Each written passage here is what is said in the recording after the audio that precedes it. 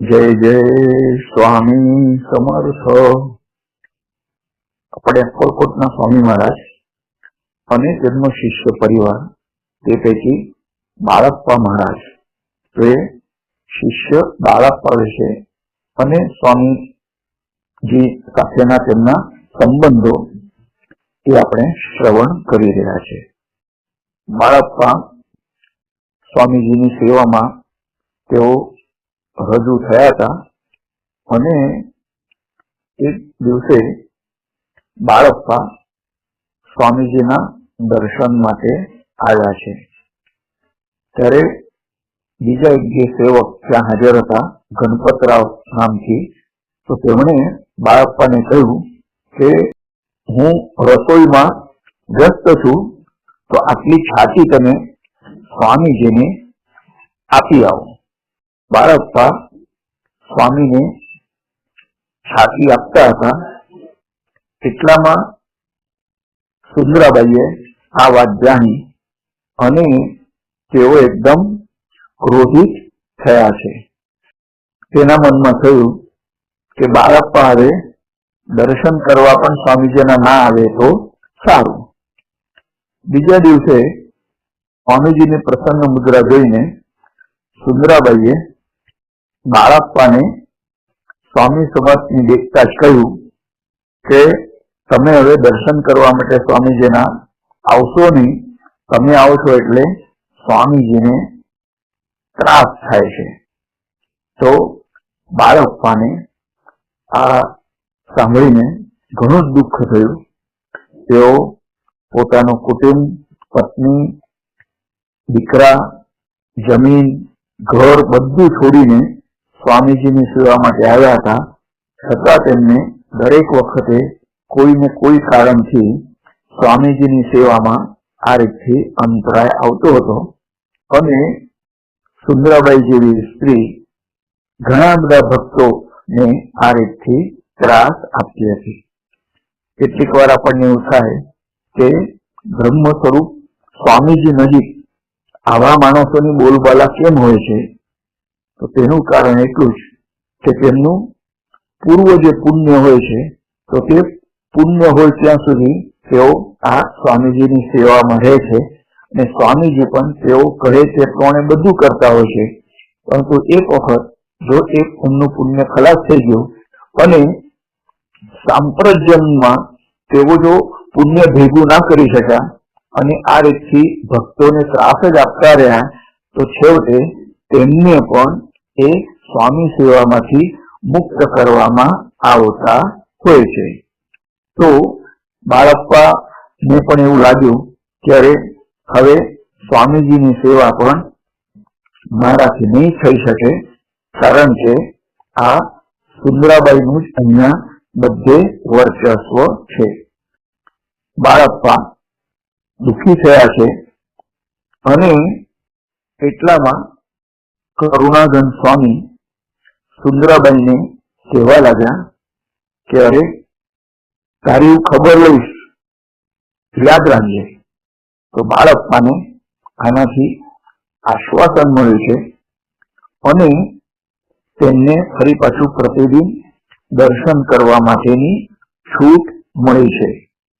તો આ રીતથી બાળપ્પાની નમ્રતા અને શાંતતા ધીમે ધીમે વધતી હતી, જ્યારે સુંદરાબાઈનો ક્રોધ અને ભક્તો ઉપર જો હુકમી તે પણ વધતું જ હતું.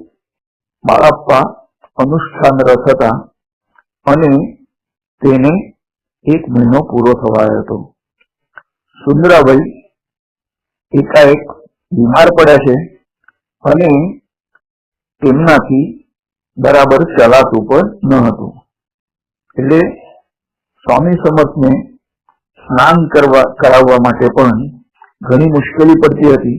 નહીં તો સુંદરાબાઈ જાતે જ તેમને સ્નાન કરાવતા હતા. એટલે સ્વામીજીના સેવક જે ગણપતરાવ છે, તેમણે બાળપ્પાને સૂચન કર્યું કે સ્વામીજીને તમે સ્નાન કરાવીને પછી અનુષ્ઠાન માટે એટલે કે જોપ માટે જજો. તો બાળપ્પાએ આ કામગીરી પણ હર્ષથી સ્વીકારી છે અને તેઓ રોજ સ્વામી સમર્થને સ્નાન કરાવવા લાગ્યા છે અને જે પણ કઈ પ્રસાદ ભક્તો દ્વારા લાવેલો હોય તો તેઓ સર્વ ભક્તોને વહેંચી દેતા હતા. જ્યારે સુંદરાબાઈ તો એ બધો પ્રસાદ ડબ્બામાં ભરી ભરીને સડી જાય ત્યાં સુધી પણ કોઈને આપતા ન હતા. તો બ્રહ્મ સ્વરૂપ સ્વામીજી સાથે રહીને આપણે કેવી રીતે રહેવું જોઈએ અને આપણે આપણું ઉત્થાન કરવાનું છે કે આપણી અધોગતિ કરવાની છે એ પ્રમાણે આપણે આપણી બધી ક્રિયાઓ કે સેવા કરવી જોઈએ. પ્રસાદ ભક્તોમાં વહેંચવા બાળપ્પાને ધન્યતા મહેસૂસ થતી હતી. તો એક દિવસ સ્વામી સામે આવેલી જે બરફીનો પ્રસાદ હતો તો એ બરફીનો પ્રસાદ જેટલો તો એ બધો એમણે ભક્તોમાં વહેંચી દીધો છે. એક ભક્ત જે માધવરાવ કરીને હતા એ માધવરાવે આ વાતને સહેજ વળાંક આપીને સુંદરાબાઈને કહ્યું કે તું લંગડી થઈ એટલે આ બાળપ્પાએ બરફી લોકોને વહેંચી છે. તો આ સાંભળીને સુંદરાબાઈ તો ગુસ્સાથી લાલ થઈ ગઈ અને સુંદરાબાઈએ બાળપ્પાને સ્વામીજીને જે સ્નાન કરાવતા હતા તે કાર્યથી પણ મના કરવામાં આવ્યા છે. દુષ્ટ લોકો બ્રહ્મ નજીક હોય છતાં પણ બ્રહ્મને ઓળખી શકતા નથી અને પોતાની જે પ્રકૃતિ હોય એ પ્રકૃતિ પ્રમાણે તેઓ વર્તતા હોય છે અને તેમને તેનું ફળ પણ મળતું હોય છે. તો બાળપ્પા કોઈ પણ વખત સુંદરાબાઈ ની વચ્ચે આવતા નહીં અને દર્શન કરીને તેઓ અનુષ્ઠાન માટે તરત જતા રહેતા હતા. તેમની ઉપાસના જે જપ હતો તે જપ ઉપાસના એમની ચાલુ હતી. આ બાજુ સુંદરાબાઈ જાણી જોઈને બાળપ્પાને અનેક પ્રકારના ત્રાસ આપવા માટેના રસ્તા શોધી કાઢતી હતી. સુંદરાબાઈ બીજા બધા ભક્તોને પ્રસાદ આપતી હતી પરંતુ બાળપ્પાને જાણી જોઈને એ પ્રસાદ આપતી ન હતી અને સ્વામી સમર્થની હાજરીમાં તો પ્રસાદ આપનાર કોઈ એક જ ભક્ત રહેતું હતું. તો આથી બાળપ્પાને પ્રસાદથી વંચિત રહેવું પડતું હતું. તો આવો ભેદભાવ સુંદરાબાઈ રાખતા હતા અને એક વખત બાવડેકર બુવાએ સ્વામીજીને સુંદર છાતી આપી અને તે છાતી સ્વામીએ સુંદરાબાઈ તરફ ફેંકી છે અને એમણે સૂચન કર્યું કે છાતી આના પછી હવે મળવાની નથી તો આને તું વાપરી લે. આગળ જતા એક દિવસ સ્વામીએ સુંદરાબાઈને 3 આંગળી બતાવી છે અને સાંકેતિક રીતે તેમને એ કહેવાનું હતું પરંતુ એ સ્વામીજીનું સૂચન એ સુંદરાબાઈ સમજી શક્યા નહીં. તો બાળપ્પા તો સ્વામીજીનું સાંકેતિક એ જે આંગળી બતાવી હતી તેને તેઓ સમજી ગયા કે 3 જ મહિનામાં સુંદરાબાઈને સ્વામી સમર્થની સેવાથી મુક્ત કરવામાં આવશે. બાળપ્પાને સ્વામીજીની સેવાની તક મળવી જોઈએ અને કોઈ પણ કારણને લીધે તેઓ જે સેવાથી મુક્ત થયા હતા તો ફરી સેવા મળવી જોઈએ. તેના માટે તેઓ ગુરુનું સ્મરણ હંમેશા કરતા જ હતા. તો આવા એક પ્રસંગ પછી સ્વામીજી બાળપ્પાને કહેવા લાગ્યા છે કે શું ખાવું એમ કરે છે થોડો દમ ખા, એટલે થોડી રાહ જો, પ્રતીક્ષા કર. સાધક કોઈ એક સ્થિતિએ પહોંચે તો તેના પછી એને ખોટી ઉતાવળ કરવી જોઈએ નહીં. યોગ્ય તક આવે ત્યારે એ ઉત્તમ ગુરુ કે સંત સેવા એને પ્રાપ્ત થતી જ હોય છે. એક દિવસ બાળપ્પા નિદ્રાધીન હતા અને તેમના શરીર ઉપર કોઈ આવીને બેસી ગયો હોય છાતી ઉપર, તો એવો તેમને ભાસ થયો છે. હનુમાનજીના દેવાલય નજીક આંબલીનું એક ઝાડ હતું, તો તેના ઉપર ભૂત રહે છે એવી ઘણા લોકોની માન્યતા હતી અને તેને લીધે જ બાળપ્પાને આ ત્રાસ થતો હતો. પરંતુ સ્વામી સમર્થની પણ કરુણા દ્રષ્ટિ બાળપ્પા ઉપર હતી જ અને સ્વામી સમર્થ તેમના રક્ષણ કરતા હોવાથી કોઈ પણ પ્રકારનો ભય ન રાખીને બાળપ્પા ત્યાં જ જપ અનુષ્ઠાન કરતા હતા. બીજા દિવસે વહેલી સવારે ઉઠીને બાળપ્પા દેવાલયમાં હતા ત્યાં સ્વામી આવ્યા છે અને બાળપ્પાનું આસન લઈને તેમણે દીકબંધન કર્યું છે. તો સ્વામીએ તે ભૂતને પણ મર્યાદા બાંધી આપી છે, તે સિવાય તે બીજા કોઈને ત્રાસ આપી શકતો ન હતો. તો ઘણા બધા ભૂતોને બંધન પણ કરી શકતા હોય છે, બાંધી પણ શકતા હોય છે અમુક સ્થળ પરત્વે, અથવા એમને મોક્ષ પણ આપી શકતા હોય છે. તો એમને જો મોક્ષ આપવો હોય તો એને માટે પુણ્ય કોઈકનું ખર્ચાવવું જોઈએ અને એ જીવાત્માને પણ મુક્તિની ઈચ્છા હોવી જોઈએ, ત્યારે જ તે કામ શક્ય બને છે. તો આ રીતથી બાળપ્પાનું જપ અનુષ્ઠાન નિર્ભયતાથી પૂર્ણ થઈ ગયું છે. આ બધું સુંદરાબાઈની વિચિત્ર કરતૂત. સુંદરાબાઈનો સ્વભાવ વિચિત્ર હતો.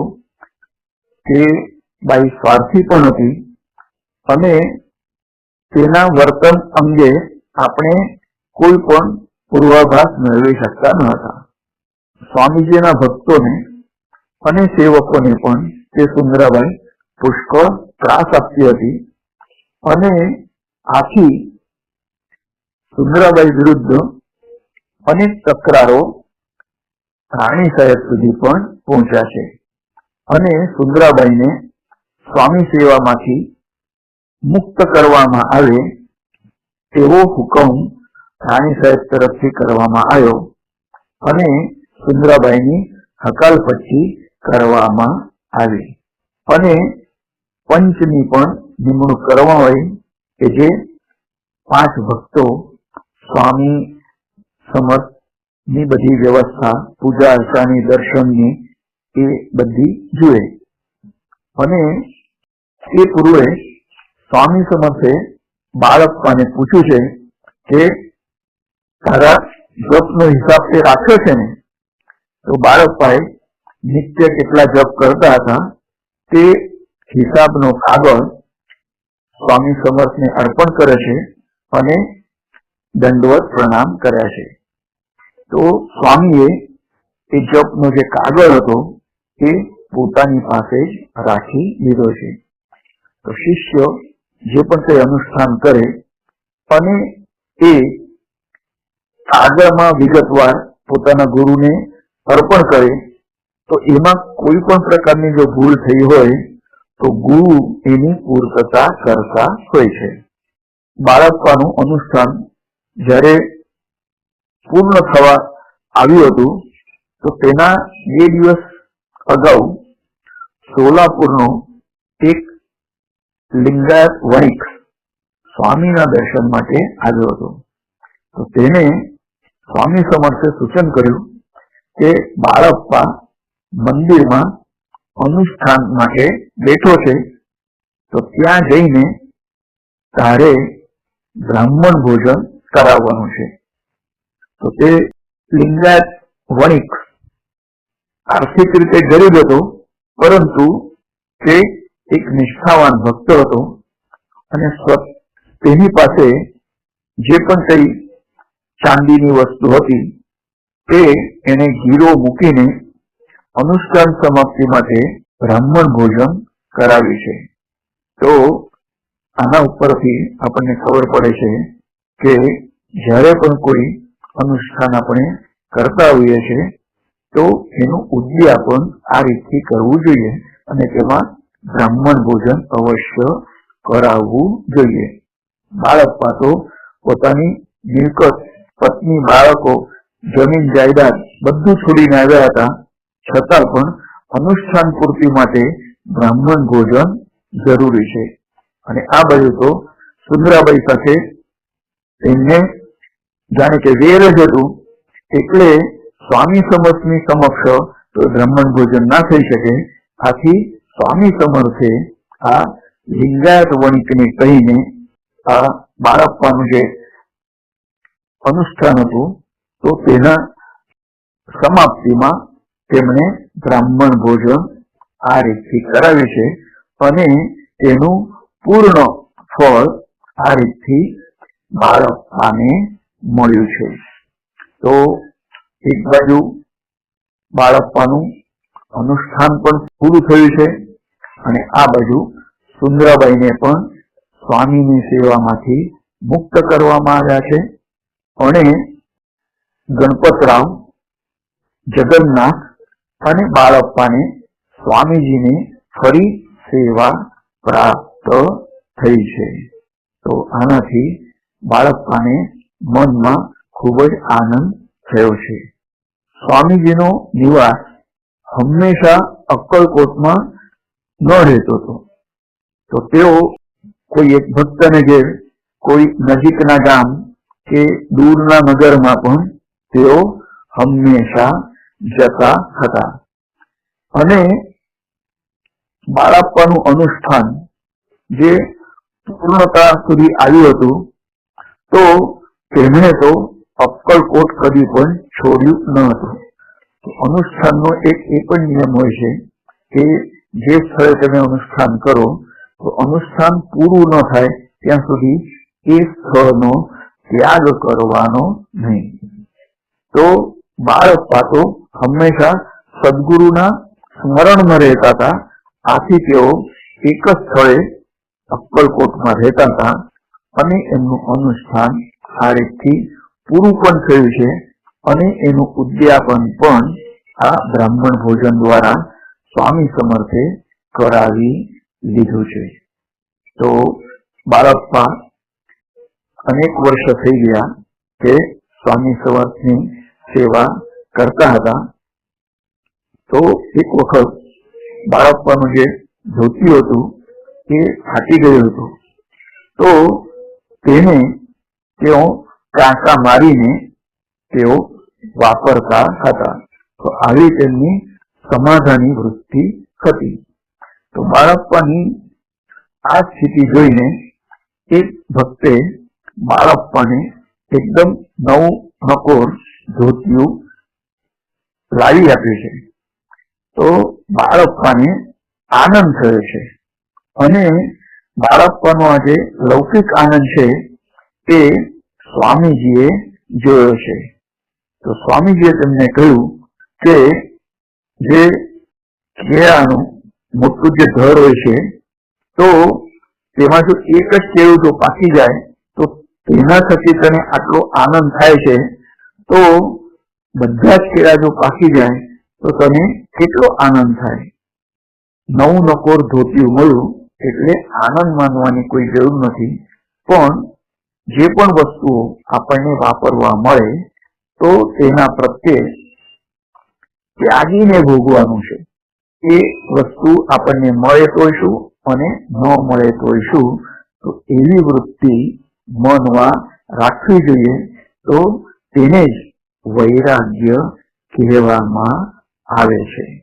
સ્વામીજી બાળપ્પા ઉપર પુત્રવત પ્રેમ કરતા હતા આવી સ્વામીજીની કૃપા બાળપ્પાને પ્રાપ્ત થઈ છે અને સેવાના માધ્યમથી તેઓ જ્ઞાનના પ્રવેશ દ્વારમાં તેઓનો પ્રવેશ થયો છે. એક બાજુ બાળપ્પાની સેવા ચાલુ જ હતી અને બીજા અર્થમાં તેઓ સંન્યાસી પણ બન્યા છે. તો બધી જ દૈહિક કામનાઓનો ત્યાગ એટલે સંન્યાસ છે. તો તેમણે આમ સંન્યાસ લીધો ન હતો, પરંતુ તેમની વૃત્તિ એ સંન્યાસી હતી. આ બાજુ સ્વામી સમર્થનો નિર્વાણનો સમય નજીક આવ્યો હતો અને દત્ત સંપ્રદાયના આ મુકુટમણી બધા લોકોની દ્રષ્ટિથી અદ્રશ્યમાં જવાના હતા, જેમણે અનેક લોકોને ભક્તિ માર્ગ પણ બતાડ્યો, યોગ માર્ગ પણ બતાડ્યો અને સાંસારિક દુઃખો તેમના દૂર કર્યા છે. તો તેવા હવે પૃથ્વી પરથી અદ્રશ્ય થવાના હતા.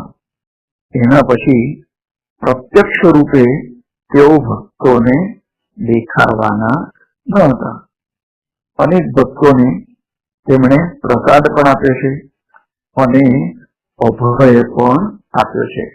એ જે ભક્તોની હારમાળા હતી તે ભક્તોની હારમાળામાં બાળપ્પા પણ ઊભા હતા અને તેમને પણ પ્રસાદની પ્રતીક્ષા હતી અને નમ્રપણે તેઓએ સ્વામીને કહ્યું કે હું પણ પ્રસાદની રાહ જોઉં છું. તો સ્વામીએ આ પૂર્વે બાળપ્પાને જપની માળા આપી હતી, આસન પણ આપ્યું હતું અને જોડી પણ આપી હતી ભિક્ષા માટે. તો સ્વામી ગંભીર થયા છે અને જાણે કે આપણી બધી જ સંપત્તિ અને દેવત્વ અને સંતત્વ આ બાળપ્પાને આપીએ એ રીતથી તેમણે મનમાં નિર્ણય કર્યો છે અને તેમની પાસે તેમની આંગળીમાં એટલે સ્વામી સમર્થની શ્રી સ્વામી સમર્થ એવા અક્ષરો લખાયેલી એક અંગૂઠી હતી. એ અંગૂઠી સ્વામી સમર્થે બાળપ્પાની આંગળીમાં પહેરાવી દીધી છે અને સ્વામી સમર્થ બોલ્યા છે કે મારો સિક્કો હું તને આપું છું અને આ મારો સિક્કો યાવતચંદ્ર દિવાકરો તું આગળ ચલાવતો રહેજે અને મારા તને પુષ્કળ આશીર્વાદ છે. સ્વામીએ બાળપ્પાને પોતાની નજીક બેસાડી લીધા છે અને પોતાના કંઠમાં જે રુદ્રાક્ષ માળા હતી એ રુદ્રાક્ષ એમના જે ગળામાં એક રુદ્રાક્ષ બાંધેલો હતો સ્વામીજીના, એ બાળપ્પાના ગળામાં તેમણે પહેરાવે છે અને પોતાના શરીર પરની જે છાતી હતી તે આપી બાળપ્પાને આપી છે. તો પ્રસાદ પૂર્ણ પ્રાણ પાદુકા સ્વામીજીએ બાળપ્પાને આપ્યા છે અને બાળપ્પાના મસ્તક ઉપર વરદ હસ્ત પણ મૂક્યો છે અને એક સ્વતંત્ર મઠની સ્થાપના કરીને પાદુકાની તારે પ્રતિષ્ઠા કરવાની છે એવી આજ્ઞા બાળપ્પાને કરી છે અને એક આલિંગન પણ સ્વામીજીએ બાળપ્પાને આપ્યું છે અને વધુમાં કહ્યું કે ઔદુંબર વૃક્ષની છાયામાં તું બેસ. તો બાળપ્પાએ શ્રી ચરણોને ઘટ્ટ આલિંગન આપ્યું છે અને તેના ઉપર પોતાના આંસુઓનો અભિષેક કર્યો છે. તો ધન્યતાથી બાળપ્પા ને હાશ થયું છે અને સ્વામીએ બાળપ્પાને પોતાના જેવા જ કર્યા છે. તો બાળપ્પા ગુરુરૂપ થઈ ગયા અને માણસોરના સુપ્રસિદ્ધ સંત શ્રી બાબા મહારાજ આડવી કર, તો એ ગુરુ તત્વો પર વિવેચન કરતા એમ કહે છે કે ગુરુ શિષ્યને પોતાના જે વશ કરે છે, એટલે એ શિષ્ય પણ ફરી પાછો ગુરુ પીઠ ઉપર આરૂઢ થઈને અસંખ્ય લોકોને બોધ અને માર્ગદર્શન આપતો થાય છે. તો સ્વામી સમર્થે આપણી જે મહાયાત્રા હતી એ ચૈત્ર વદ 13ના દિવસે એટલે કે શક 1800 પૂર્ણ કરી અને ભક્તોનો પ્રાણ સખા અને બાળપ્પાના સદગુરુ દેહ છોડીને વિદેહી થયા છે. બધે સ્થળે એક ઠેકાણે શોક અને દુઃખની લાગણી ફેલાઈ છે અને સ્વામીનું જે નિવાસ સ્થાન હતું એ ખાલી થયું છે.